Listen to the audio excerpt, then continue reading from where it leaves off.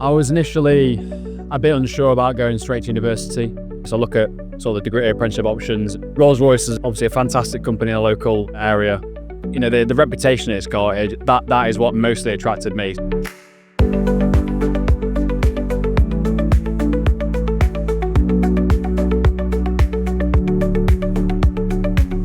My idea was to join the Navy and leave after sort of 3 years after getting that apprenticeship. However, it's carried me on, so it's allowed me to do my degree through the Navy, so that's all been paid for in electronic engineering, as well as see the world whilst gaining them qualifications.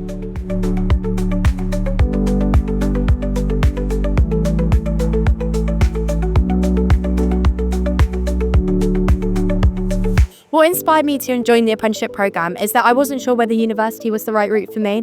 I knew I wanted to do something with practical experience as well as a paid education, and I thought that Ian would be the best place for that. I feel like I've got a mentor, I've got the early careers team supporting me, I've got my manager supporting me, and I just feel like really prepared for the future.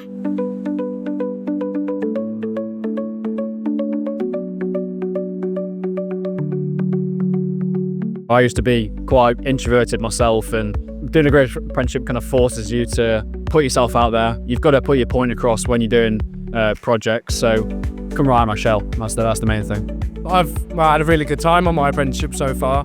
So I'm in my last year, my 4th year, and I've spent time in 5 different areas of Rolls-Royce, ready for me to move into a full-time role later this year, hopefully. My advice is just know what you want, know what subject you want to do. So you need to actually look up what it is you want out of life and where you want to go and what interests you really is most, and go for that. Do what you love to do rather than choose a job and try and make it work.